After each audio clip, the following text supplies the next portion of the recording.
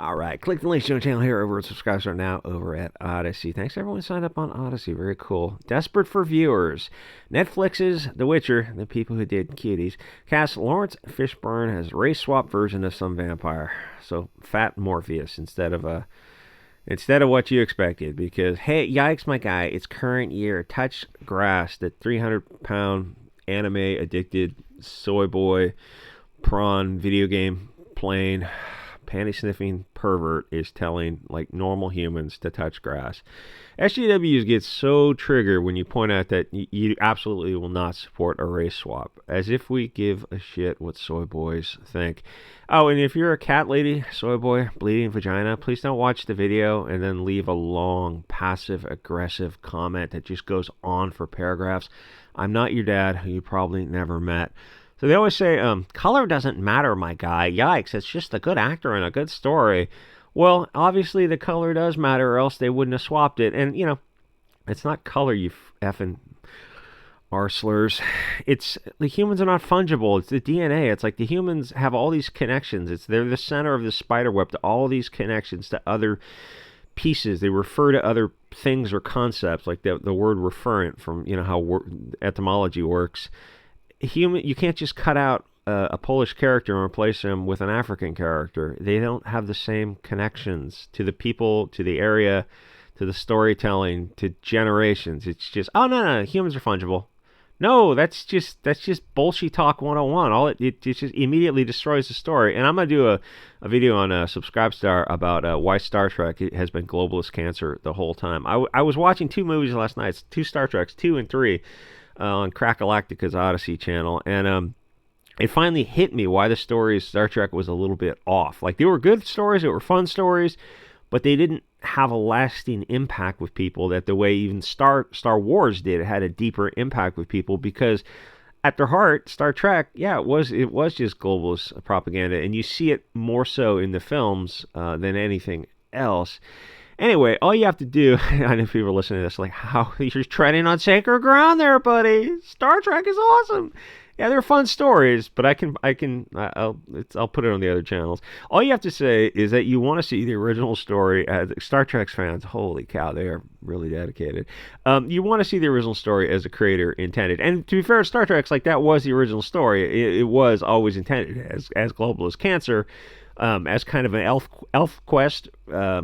AstroTurf type of story, but that's also why it doesn't have a deep organic connection to people, because it's too far out. Look, all these different groups working perfectly together in space, and yeah, I'll get into that on the other platform. Anyway, I want to see the story as the creator intended, not some woke globalist interpretation of the story. And you say that, and that's enough to trigger these kids on Twitter.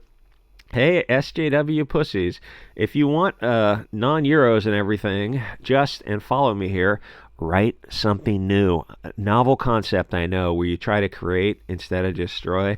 Just make some new non-white story. Wait for it to catch on, then everyone gets what they want, and you don't have to steal other people's stories. If the market is there and you write a good story, it will catch on. It will find an audience.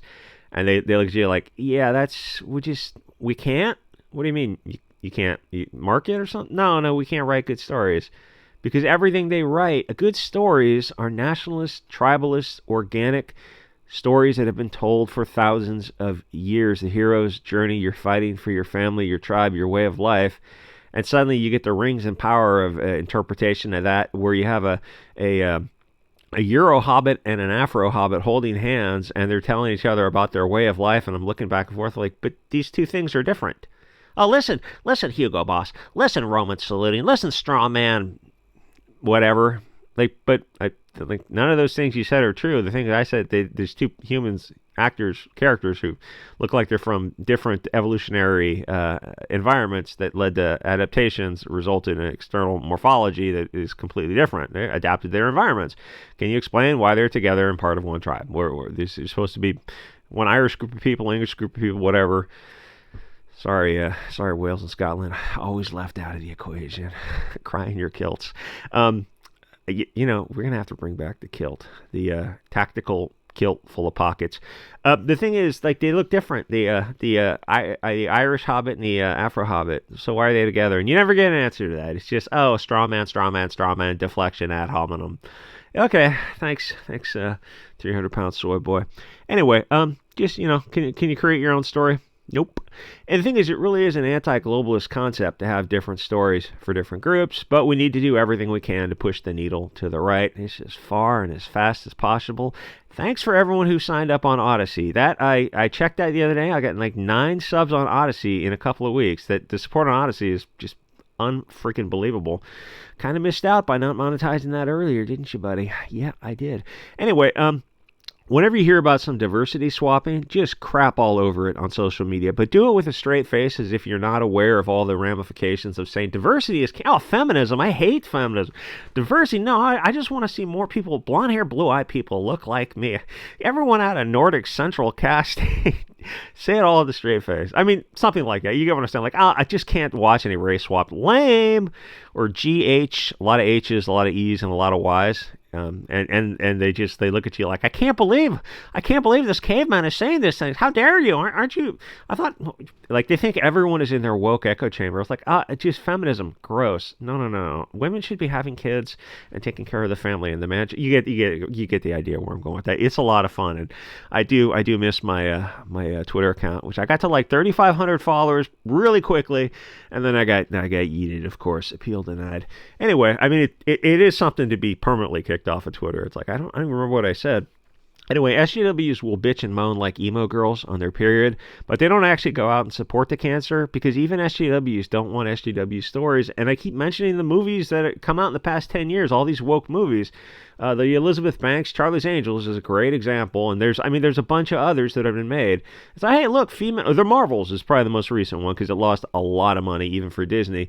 All these badass female characters, they love that friggin', they love to say that. And I look at them like, you don't have to say they're badass.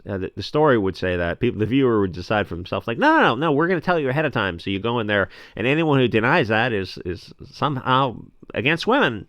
Yes, I'm very much against women in these roles. Okay, istophobic. Yes.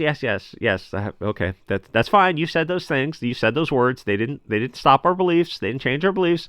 That people still aren't seeing your movies, and you can call them all istophobes. All those sexist women who didn't support women action movies because women want to see romance. That's the way of the world. Women like romance, romantic comedy, romantic action and adventure. Even what's the good movie that splits the curve might be Romancing the Stone back in the 80s. The first one where they're in South America, it's like a plane crash or a bus crash, or the girl's sister gets kidnapped or something.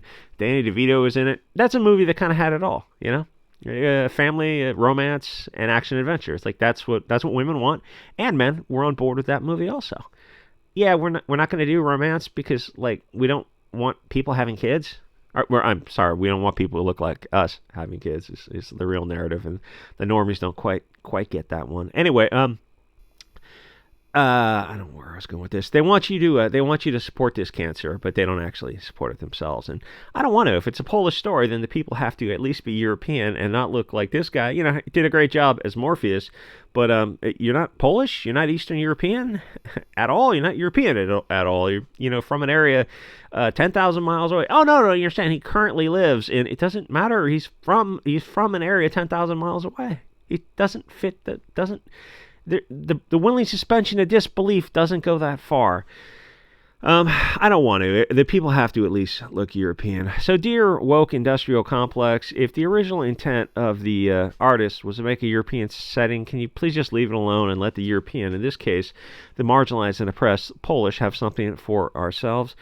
We don't want to see a non-Euro character play the role when the setting is Eastern Europe. It feels like I shouldn't have to say something so friggin' obvious. Like, it's like these SJWs are children. You say this like, yeah, it's Europe. It's a European fantasy story based in Europe. Oh, well, and they try to dissemble your clearly articulated points to make it to come to some conclusion where they can swap out the characters. Like, yeah, I don't want to see swapped out characters. That's just what it boils down to. It's like, well, the show's not for you, istophobe. Yeah, apparently the show's not for anyone, as Ms. Marvel's lost $200 million. So, I mean, all this is just disabled Bolshevik propaganda. Go find some video game created in Africa and go tell that story. For some reason, they don't make the Asian characters German or the black characters Swedish. The swapping only goes one way. Have you considered that people are just done with all this cancer? The Witcher is some show that everyone agrees is mediocre, but people were fans of Henry Cavill, but the show was turning into woke SJW cancer, as they always do, and Cavill quit the show instead of staying in the Frankfurt School production. And then some of the women in the show tried to sour grapes Henry Cavill with accusations that he was a bully because he didn't want to be sexually objectified and have take his shirt off for no reason at all in the story. It's like, are you writing it feels like I don't know, or just a like 50 Shades of Grey type of thing. So he respected the original story, and these woke echo chamber women wanted to make everything gay, diverse, and lame, which is, the future. Your face when you realize the future of everything in Hollywood is going to be trans, black, furry, otherkin. The only blonde hair, blue eyed people will be the antagonists who will be dressed in a Hugo Boss uniform for some reason, because everything in their worldview is through the lens of a one single war out of world history from 70, 80 years ago, to the point where Indiana Jones, in the last movie that bombed, I think that was a Disney thing. So you made 5 indie movies. Yeah, 5, yeah. So one of them, you're against the commies, sort of, but you treat them kind of lightly because, Hollywood is literally commies. And then 3 out of 5, you're going against you're doing that same theme of that war from 70 years ago. Literally, 3 out of 5 movies. There's one group of people, the bad guys. It's like, the setting of the movie, the time period, naturally, it's the commies. Like, the commies in the space race, that would make sense. No, we're going to do time-traveling Hugo Boss. That's stupid. And I think that movie lost money, if I remember right. I mean, it's really hard to get through. So let me be honest. Why are women and soy boys directing movies at all? They're not good at it, or writing at all. And yet they insist on making these cringy, badass female characters. If they're badass, you don't have to tell us. It would be apparent. Calling females badass is something echo chamber Hollywood feminists do. You don't call Spider-Man, Deadpool, or the Hulk badass male characters. The viewer just decides for himself. Well, and these people are terrified of you coming to your own conclusions. That's why they have to give you the conclusions without an argument. What's the point of watching this Polish story if you remove the European people and replace them with Africans? Those are two different things. Humans are not fungible. Insert the Twitter clapping emoji in between words. They really are marginalized and oppressed. Polish people need representation too. Oh, yeah, F them? Oh, you guys really are just the bad guys all along. So they're incapable of just creating a fresh new story with non-Euro characters. They have to bait and switch. If I see some English story like Rings of Power and there are people who don't belong, how dare you say they don't belong? They don't belong in an English story set in, 1914-ish time period. That's when he was kind of getting the ideas for those stories. Then the whole story falls apart. It's just a Larry Fink checklist of woke diversity, and diversity is cancer. That you also have to say on social media as much as possible. Or an Eastern European story without European people in it. It kills a willing suspension of disbelief because this is not happening in a vacuum. We know this is an anti-white system. This is all part of the humiliation ritual designed by lizards to break down the audience into accepting this degrading humiliation. Hey, look, it's a mythical fantasy setting, but based on European storytelling, so the first thing the Bolsheviks do is replace the European golden goose who made it possible and destroy the story. They're like a cargo cult that sees these blonde Ubermensch as gods to emulate because they simply can't write their own stories. By all means, let's tell a Zulu story and insert some Irish, Polish, and Chinese because diversity is their strength. And that phrase has got to be the lizard's greatest accomplishment, that they got their puppet politicians to repeat something so obviously untrue with a straight face. Yeah, how well did open borders and diversity do for the Indians? No, you don't understand. You understand. The Indians needed the cultural enrichment of the English because the Indians knew that they needed to be diversified, but the English coming over. Yeah, diversity was their strength. Don't they need cultural enrichment? Oh, no, it only goes one way. Anyway, diversity came from Martha's Vineyard. The next day they were deported to live with the middle class because the wealthy doesn't need diversity. Anyway, I'm sure this show is dead in the water, and not even Fat Morpheus is going to change that. Maybe if they actually got a Polish actor, it would have helped. Polish are a tiny percentage of the world, and there are billions of Africans, so it seems like you have the marginalization and oppression, disenfranchisement going the other way when you're being racist against the Polish people. Yeah, we don't care about them. Okay, I mean, it's like just mask off time, basically. Um, anyway, this is season 4, I guess. I don't think anyone's gonna watch it. F Netflix. Anyway, like, comment, subscribe. See you over in Odyssey. Subscribe star.